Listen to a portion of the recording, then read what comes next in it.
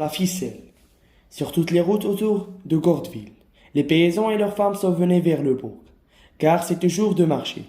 Les mâles allaient à pas tranquilles. Tout le corps en avait à chaque mouvement de leurs longues jambes torses, déformées par les rudes travaux, par la pesée sur la charrue qui fait en même temps monter l'épaule gauche et déviler la taille, par le fauchage des blés qui fait écarter les genoux pour prendre un aplomb solide, par toutes les besognes lentes et pénibles de la campagne. Leurs blouses bleues, empêchées, brillantes, comme vernis, ornées au col et aux poignets d'un petit dessin de fil blanc, gonflées autour de leur torse osseux, semblaient un ballon prêt à s'envoler. De sortait une tête, deux bras et deux pieds, les uns tirés au bout d'une corde d'une vache, avant, et leurs femmes derrière l'animal, et lui fouettait les rênes d'une branche, encore garnie de feuilles, pour hâter sa marche. Elle portait au bras de larges paniers de sortaient des têtes de poulet par ici, des têtes de canard par là. Elle marchait d'un pas plus court et plus vif que leur homme. La taille sèche, droite et drapée dans un petit châle étrique, épinglé sur leur poitrine plate. La tête enveloppée d'un linge blanc collé sur les cheveux et surmonté d'un bonnet. Puis un chien rabon passait, au trot sadé d'un bidet, secouant étrangement deux hommes assis côté à côté. Une femme dans le fond du véhicule, dont elle tenait le bord pour atténuer les durs chaos. Sur la place de Gordeville, c'était une foule cul d'humains et de bêtes mélangées. Les camps des bouffes, les hauts chapeaux à longs poils, des paysans riches et les coiffes des paysans émergés à la surface de l'assemblée. Et les voix criardes, aiguës et calpissantes, formaient une clameur continue et sauvage que dominait parfois un grand éclat, poussé par leur robuste poitrine d'un campagnard, en gaieté, ou long monglement d'une vache attachée au mur d'une maison. Tout cela sentait l'étable, le lait et le fumier, le foin et la sueur, dégageaient cette saveur aigre, affreuse, humaine et bestiale, particulière aux gens des champs. Maître au cornes de Breté venait d'arriver à Gaudreville et se dirigeait vers la place. Quand Corne, économe en vrai normand, pensa que tout était bon à ramasser qui peut servir, et se baissa péniblement, car elle souffrait de rhumatisme. Elle préparait le morceau de corde mince, et se disposait à rouler avec soin. Elle remarqua sur le seuil de sa porte Maître Malandin, le bourlier, qui le regardait. Elle avait eu des affaires ensemble au sujet d'un licol. Autrefois, elle était restée fâchée, étant rancuniers, tous deux. Maître Ouchécorne fut pris d'une sorte de honte d'être vu ainsi par son ennemi, cherchant dans la crotte au bout de ficelle. Elle cacha brusquement sa trouvaille sous sa blouse, puis dans la poche de sa culotte. Puis il fit semblant de chercher encore par terre quelque chose qu'il ne trouvait point. Elle s'en alla vers le marché, la tête en avant, courbée en deux par ses douleurs. Elle se perdit aussitôt dans la foule, criarde et lente agitée par les interminables marchandages. Les paysans tâtaient les vaches, s'en allaient, revenaient, perplexes, toujours dans la crainte d'être mis dedans, n'osant jamais se décider, épiant l'œil du vendeur, cherchant sans fin à découvrir la ruse de l'homme et le défaut de la bête. Les femmes ayant posé à leurs pieds leurs grands paniers, on avait tiré leurs volailles qui gisaient par terre, liées par les pattes, le effaré la crête écarlate. Elle écoutait les propositions, maintenait leur prix, l'air sec, le visage impassible, ou bien tout à coup, se décidant au rabais proposé, criait aux clients qui s'éloignaient lentement. C'est dit, maintenant, je vous le donne. Puis, peu à peu, la place se dépeupla. Et l'angélus sonnant, midi. Ceux qui demeuraient trop loin se répandirent dans les auberges.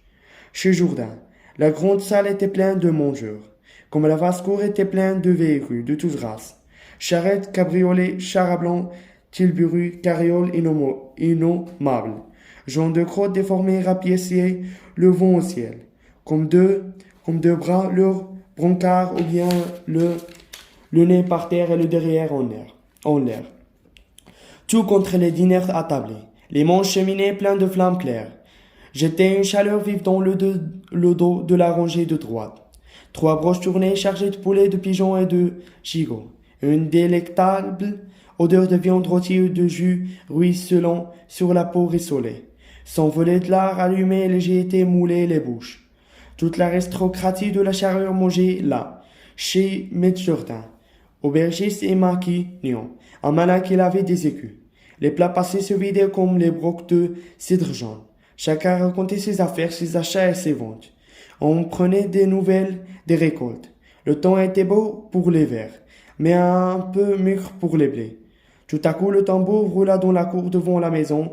Tout le monde aussitôt fut debout, sauf quelques indifférents. Et on courait à la porte aux fenêtres, la bouche encore pleine et la serviette à la main. Après qu'il eut terminé son roulement, le crieur publica lança d'une voix sadée, scandant ses phrases à contre-temps. Il les fait à savoir aux habitants de Gorderville, et en général à toutes les personnes présentes au marché, qu'elle a été perdue ce matin, sur la route de Pouzyville, entre 9 heures et 10 heures. Un portefeuille en cuir noir contenant 500 francs et des papiers d'affaires. On est prêt le rapporteur à la mairie, un continent au cher maître fortuné Hulbert de Manreville. Il y aura 20 francs de récompense. Puis l'homme s'en alla. On entendit encore une fois au loin les battements sourds de l'instrument et la voix affaiblie de crieur. Alors on se mit à parler de cet événement. On émirant les choses qu'avait maître Hulbert de trouver ou de ne pas retrouver son portefeuille. Et le repas s'acheva. On finissait le café quand le brigadier de gendarmerie parut sur le seuil. Il demanda, « Maître Ochécon, de Breté est-il ici ?» Maître Ochécon assis à l'autre bout de la table, répondit, « Me voilà. » Le brigadier reprit, « Maître Ochécon, voulez-vous savoir la complaisance de m'accompagner à la mairie? Monsieur le maire voudrait vous appeler, voudrait vous parler. » Le paysan surpris, inquiet et avalé d'un coup son petit verre, se leva puis courbait encore que le matin. Car les premiers pas après chaque repas étaient particulièrement difficiles. Il se mit en route en répétant « Monsieur Vella, me Vella » et le suivit le brigadier. Le maire l'attendait assis dans un fauteuil. C'était le notaire de l'endroit, homme gros, grave, à phrases pompeuses. « Maître Ochécorn, dit-il, on a vu ce matin ramasser sur la route de Pouzyville le portefeuille perdu par maître Hulbert de Manreville. Le campagnard interdit. Regardez le maire, apeuré déjà par ce soupçon qui pesait sur lui, sans il compris pourquoi. Mais j'ai ramassé sa portefeuille. Oui, vous-même. Parole d'honneur, je n'ai seulement point eu connaissance. On vous a vu. On m'a vu. Qu'est-ce qui m'a vu? Monsieur Malandin, le bourlier. Alors le vieux se rappela, compris et réjouissant de couleur. Ah, m'a vu. Ça, Manon. M'a vu ramasser tu fais là, Nené, monsieur le maire. On fit au fond de sa poche et s'en retira le petit bout de corde. Mais le maire, incrédule, remit la tête. Vous ne ferez pas à croire, maître Ochécorn, que monsieur Maldin, qui est un homme digne de foi, a pris ce fil pour un portefeuille. Le paysan furieux leva la main, cracha de côté pour attester son honneur, répétant, c'est pourtant la vérité du bon Dieu. La sainte vérité, monsieur le maire, là sur un âme et mon salut, je le répète. Le maire reprit. Après avoir ramassé l'objet, vous avez même encore cherché le temps dans la bourse si quelques pièces de monnaie ne s'en étaient pas échappées. Le bonhomme suffoquait d'indignation et de peur. Si on peut dire.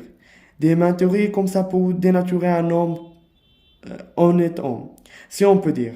Il beau protester. On ne le crut pas. Il faut confronter avec monsieur Malandin, qui répéta, soutint son affirmation.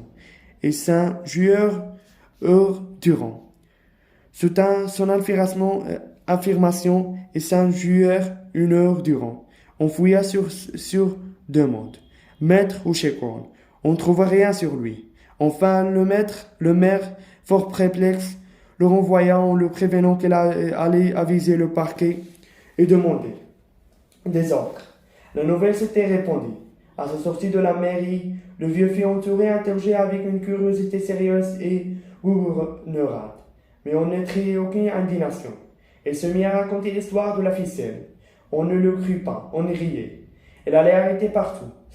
Arrêtant ses connaissances, recommençant son récit et ses protestations, montrant ses poches retournées pour prouver qu'il n'avait rien.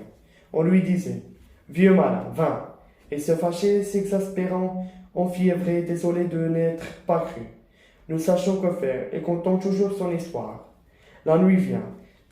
Il fallait partir. Il se mit en route avec 3 voisins à qui il montra la place où il avait ramassé le bout de corde. Et tout le long du chemin, il parla de son aventure. Le soir, il fit une tournée dans le village de Bréauté, afin de la dire à tout le monde. Il ne rencontra que des incrédules. Et l'on fut malade toute la nuit. Le lendemain, vers 1 heure de l'après-midi, Mère Ruiz Pommel, valet de ferme de maître Breton, cultivateur à Aymonville, rendait le portefeuille. Elles sont contenues à maître Hulbert de Manreville. Cet homme prétendait avoir en effet trouvé l'objet sur la route, ne sachant pas lire. Il l'avait rapporté à la maison et donné à son patron. La nouvelle se répandit aux environs. Maître Chécon en fut informé. Il se mit aussitôt en tournée et commença à narrer son histoire complétée du dénouement. Il triomphait. Ce qui me faisait de lui, disait-il, c'est un point dont la chose, comprenez-vous, mais c'est là mon terrain. Il n'y a rien qui vous nuit comme d'être en réprobation pour lui montrer. Toujours il parlait de son aventure. Il la comptait sur le route aux gens qui passaient au cabaret, aux gens qui buvaient. À la sortie de l'église le dimanche suivant, il arrêtait des inconnus pour leur dire. Maintenant il était tranquille, et pourtant quelque chose le gênait, sans qu'il sût jusqu'où c'était. On avait l'air de plaisanter en l'éton. On ne le paraissait pas sans convaincu. Lui semblait sentir des propos derrière son dos. Le mardi de l'autre semaine, il se rendit au marché de Gaudréville, uniquement poussé par le besoin de conter son cas. Balandin depuis sur sa porte, se mit à rire en le voyant passer. Pourquoi? Elle aborda un fermier de criqueter, que ne le laissa pas achever, et lui jetant une tape dans les creux de son ventre, lui cria par la figure. Gros malin, va! Puis il tourna les talons. Maître Chécon demeura interdit de plus en plus inquiet. Pourquoi l'avions appelé gros malin? Quand il fut assis à table, dans l'auberge du Jourdain, il se mit à expliquer l'affaire. Un maquignon de Motivière lui cria.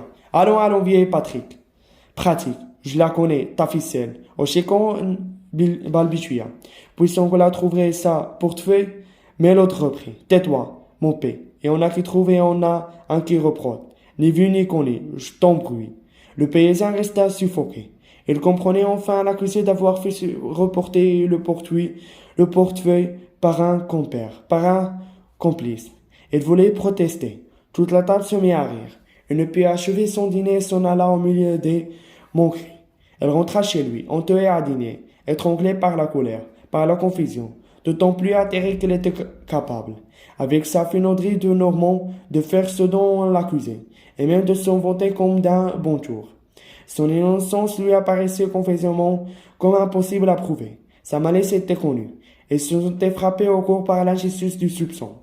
Alors elle recommença à conter l'aventure en allongeant chaque jour son récit, ajoutant chaque fois des raisons nouvelles, des protestations plus énergiques, des sermons plus solennels, qu'il imaginait et préparait dans ses heures de solitude. L'esprit uniquement occupé par l'histoire de la ficelle. On le croyait d'autant moins que sa défense était plus compliquée et son argumentation plus subtile. Ça, c'est des raisons de menteux, distants derrière son dos. Il le sentait se ronger les sons, s'épuiser en faire inutile. Il dépréciait à vue d'œil. Les plaisants matin lui faisaient compter la ficelle, pour s'amuser comme on fait compter ses batailles aux soldats qui a fait ses compagnes. Son esprit atteint à fond, s'affaiblissait. Vers la fin de décembre, il s'alita. Il mourut dans les premiers jours de janvier dans le délire de l'agonie. Il attestait son innocence, répétant une petite ficelle, tenez la voix, monsieur le maire.